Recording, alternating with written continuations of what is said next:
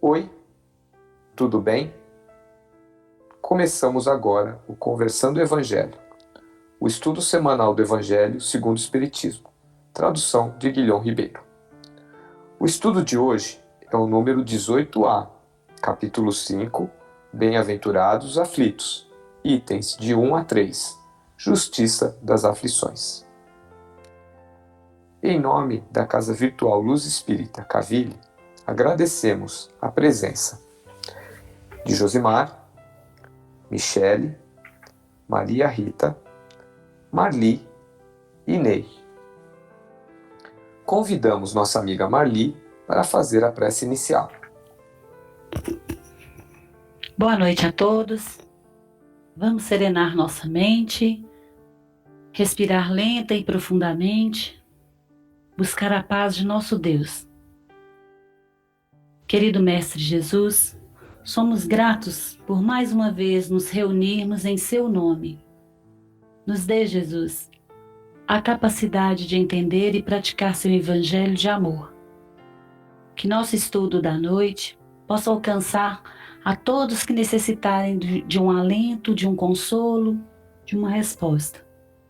Envia, Mestre querido, seus mensageiros de paz para que nos acompanhem nessa noite e que possamos ser sempre bem dispostos a realizar o bem em seu nome. Somos gratos, querido amigo, por todo o conhecimento que nos chega. Somos gratos pela vida, pela oportunidade da reencarnação neste planeta maravilhoso. Somos verdadeiramente gratos por conhecer através desta doutrina de amor os seus ensinamentos e reconhecer os seus exemplos de paciência, humildade, perseverança, justiça e amor. Nós os pedimos força diante dessa caminhada. Nos faça firme nesta jornada, assim seja. Que assim seja. Dando continuidade ao estudo, perguntamos para o Josimar: como podemos entender a justiça divina? O conceito de justiça que temos na sociedade é o mesmo da justiça divina? Por quê? Boa noite, meus irmãos. Então, podemos compreender a justiça divina, né? Aqui no Livro dos Espíritos, capítulo 11, Lei de Justiça, Amor e Caridade, nós vemos que a espiritualidade define a justiça como o respeito aos direitos de cada um, na questão 875. Né? O respeito aos direitos de cada um. Jesus, a justiça divina, assim como toda a criação de Deus, né, herda deles suas impressões. Dessa forma podemos entendê-la como sendo imutável, justa e perfeita. Né? Nós, dentro da nossa capacidade limitada, ainda não compreendemos, não podemos vislumbrar ainda a justiça, o real sentido, né? Compreender a justiça divina. E Deus, como conhecedor dessas nossas limitações, em que nós determinamos nossas leis apropriadas aos nossos costumes, ele compreende que a nossa noção de justiça se aprimora de acordo com o nosso desenvolvimento moral. Então, por essa razão, o nosso conceito de justiça, né, o conceito de justiça da sociedade, difere tanto da justiça divina, porque enquanto a justiça divina é educativa, tem como propósito disciplinar o homem, né, que nos instrui a desejar ao próximo aquilo que nós gostaríamos que o próximo nos desejasse, a justiça dos homens ela é punitiva, né? chegando mesmo a ser uma justiça vingativa, como não poderia deixar de ser, por ser criada por seres ainda em franco desenvolvimento, né? No início ainda da caminhada.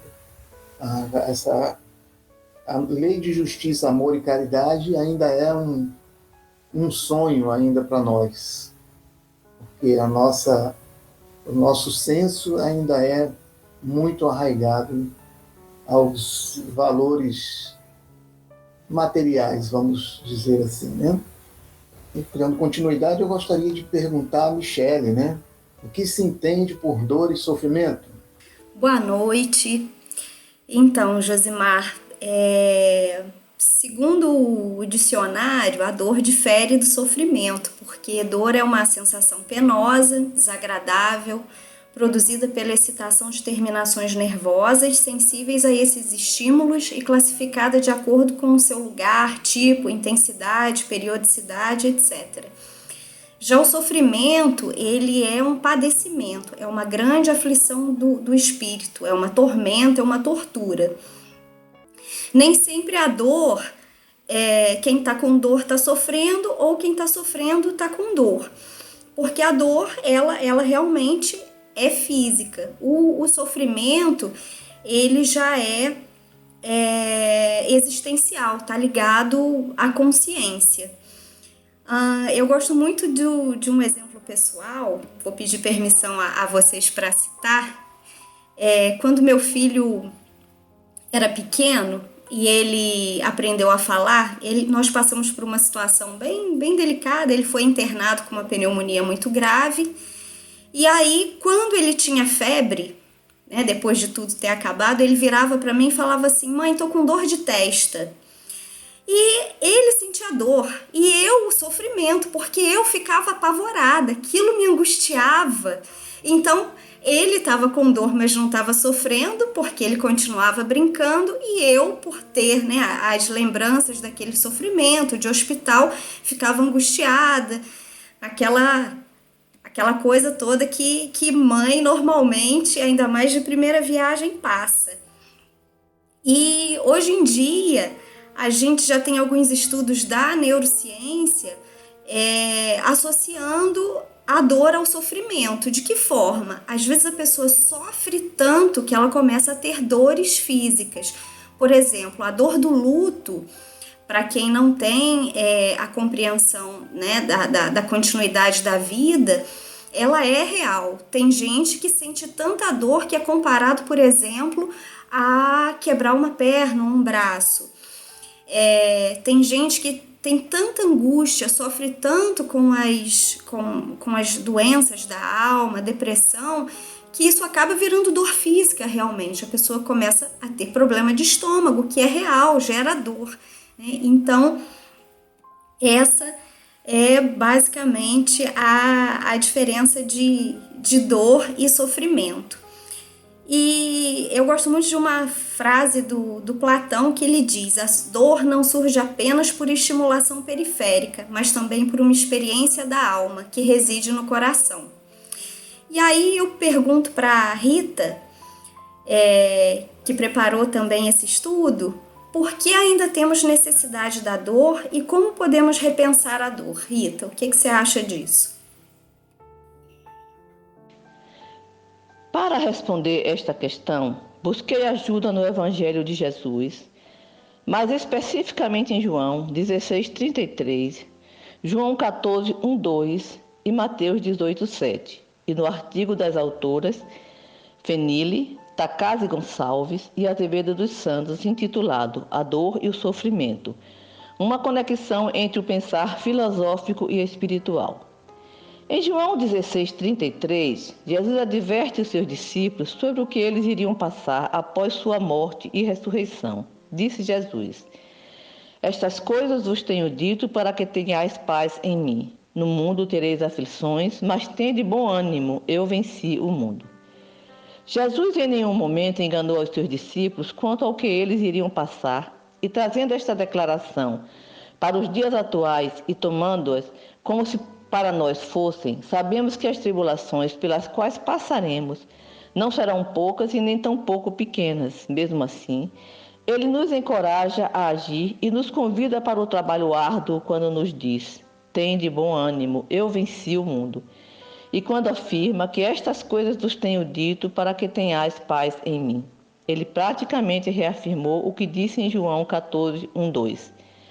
Não se turbe o vosso coração, credes em Deus, crede também em mim. Na casa do meu Pai há muitas moradas. Em Mateus 18, 7, ele nos adverte que ai do mundo por causa dos escândalos, porque é necessário que venham escândalos, mas ai do homem por quem o escândalo venha. Nesse contexto, poderemos muito bem considerar o escândalo como referência à necessidade da dor entre os seres humanos que residem neste planeta Terra de expiação e provas. As autoras do artigo, citando Leon Denis e Joana de Ângeles, trazem as seguintes ponderações sobre o assunto em pauta, que passaria a transcrever trechos onde elas analisam a dor e o sofrimento à luz da doutrina espírita. Dizem elas: a dor é considerada como o aguilhão que impele o homem para a frente no caminho do progresso. A dor aqui é vista no sentido positivo, estimulando para a evolução, para o aperfeiçoamento que o ser humano deseja alcançar. O sofrimento, tanto físico como moral, é percebido como tendo um papel importante à evolução. É um meio de desenvolvimento e progresso. O sofrimento, visto como um momento de purificação, pode ser reconhecido como um fator importante no caminho da evolução. Leon Denis concebe a dor como a purificação suprema, a escola onde se aprendem a paciência, a resignação, todos os deveres austeros. É a fornalha onde se funde o egoísmo, onde se dissolve o orgulho. A dor, neste sentido, é considerada como o caminho do aperfeiçoamento pessoal, intelectual e moral. Joana de Ângeles vê a dor não como uma punição, mas como um mecanismo da vida a serviço da própria vida.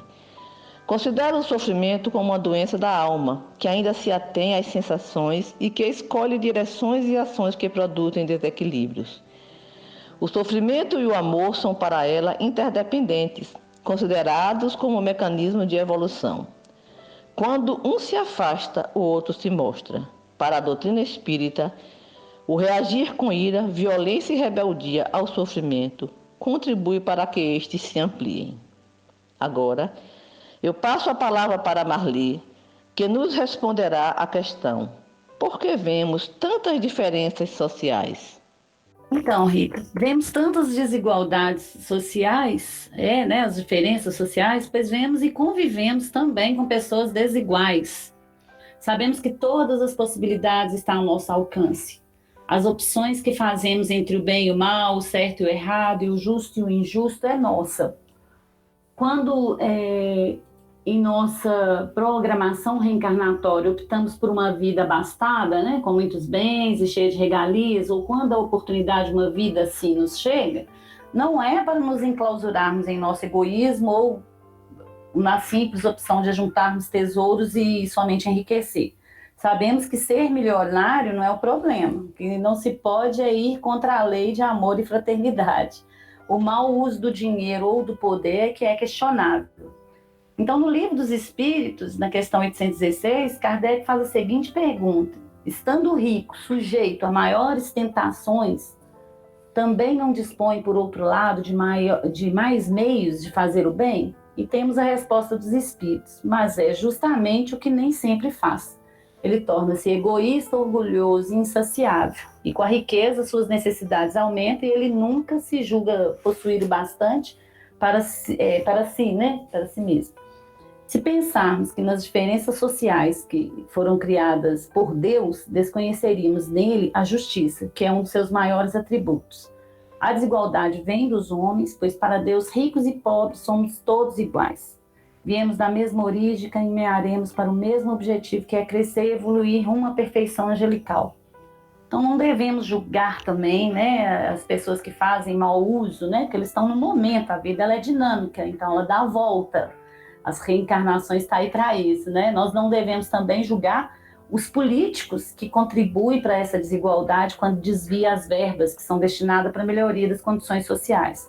Nós devemos sim nos responsabilizarmos e nos atentarmos para o mau uso do nosso poder de voto, quando temos a opção de mudar e fazer a nossa parte, e não alimentar e servir também de pedra de tropeço para que esses mesmos políticos se reelejam, né, e continuem com as velhas políticas.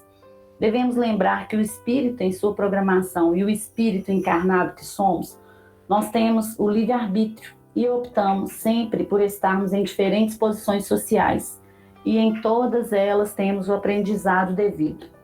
Enquanto houver orgulho e egoísmo, ainda teremos essa desigualdade social. Devemos sempre usar e aumentar o nosso estoque de amor em forma de fraternidade, de solidariedade, lembrando que o que nos sobra geralmente é o que falta para o nosso irmão, e buscar fazer a parte para que a desigualdade social acabe e que sejamos vistos como verdadeiros irmãos que somos, onde sabemos que o que é puro e bom é o espírito. Sejamos sempre humildes, justos e bons. E agora eu pergunto para o Ney, a dor é um castigo? Boa noite. Marli, é o seguinte, a dor é uma presença constante na vida de todo ser vivo. Em todos os reinos da natureza, ela é identificada nas sensações de medo, nas ameaças, na vigilância, na autopreservação, nas relações entre as diferentes espécies. A própria vida, a se extinguir lentamente, está nesse sentimento essencialmente contida. A dor em diferentes nuances de quantidades, de qualidade diferenciada, mas todas elas a representação dos mesmos aspectos de infinitude. Pois bem, a dor nasce do desequilíbrio emocional, desencadeada por desajustes espirituais, afetando sobremaneira a nossa organização física, mental. Sofremos porque ainda muito nos falta para aprendermos a lidar com elas, as dores, mas mais difícil será o desafio se não procurarmos saber lidar conosco mesmo, interagindo com as nossas emoções, reavaliando as nossas atitudes e sentimentos. Isto irá construir as bases para o nosso tão necessário equilíbrio. Todos nós fomos criados para ter felicidade.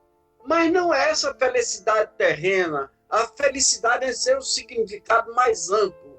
Aquela felicidade que proporciona paz, sensação de leveza e bem-estar. Porém, a felicidade que está mencionada, e ainda não é uma realidade terrena, digo ainda, porque esse lindo planeta irá evoluir e todos os homens que se esforçarem também irão. É assim a vontade divina, mas no momento ainda a necessidade de dificuldades a serem superadas e as dores a serem sentidas. Faz parte da evolução de todos. Tenham fé, tenham amor no coração e tenham alegria e os pensamentos positivos. Os momentos difíceis vêm para todos, mas para aqueles que têm fé em Deus, se mantêm firmes no caminho cristão, esses momentos serão, ou melhor, se tornarão mais fáceis de ser superados. Como disse Jesus, a fé move montanha e que a paz do nosso Mestre possa acompanhar a todos nós e que a dor, quando relacionada ao corpo, é um sofrimento físico desagradável, penoso, causado por algumas disfunções orgânicas. Mas existe a dor moral, cuja sensação é igualmente desagradável, penosa, de padecimento e mágoa, de pesar, de amargura ocorre no íntimo do indivíduo. Pois bem, em virtude da ótica espírita ser essencialmente otimista, a dor e os obstáculos deixam com efeito de ser interpretado como castigos para assumir o papel de instrumento de aprimoramento, também necessário ao processo de nossa evolução. Assim, a existência ganha um sentido muito mais transcendente e dinâmico, porque ensina que todas as criaturas foram criadas com um destino marcado, a perfeição e a angelitude. O erro, desse modo, passa a ser compreendido como um desvio que pode ser refeito a qualquer instante. Se o indivíduo optar pela reparação dos seus equívocos de livre e espontânea vontade, porque a sabedoria divina precisará fazer uso do mecanismo doloroso que terá por objetivo pura e simplesmente acordar-lhe a consciência. Obrigado, Ney, por nos explicar que nem toda dor é uma punição. Pedimos à nossa amiga Maria Rita fazer a nossa prece de encerramento. Pai Celestial, nós te agradecemos pela reunião desta noite. Agradecemos também aos nossos bons espíritos que nos orientaram e pedimos a Deus que nos fortaleça durante a semana, durante os dias que seguem, para que possamos encarar o sofrimento que nós estamos passando e a humanidade como uma grande lição, como um grande momento em que nós poderemos nos transformar e seguir o caminho, Senhor, confiando nas Suas palavras. E o Seu reino não é deste mundo, e que na casa do meu Pai tem muitas moradas. Portanto, Senhor, que percamos o medo e sejamos corajosos para que possamos, neste momento, melhorar a nossa qualidade de vida, da nossa família, dos nossos amigos e todas as pessoas que conosco convivem, e que possamos também melhorar a vibração do nosso planeta pelas nossas orações, pelo nosso otimismo e pela nossa confiança em Ti. Assim seja. Que assim seja. Tenham todos uma boa semana e até o próximo estudo. Fiquem com Deus.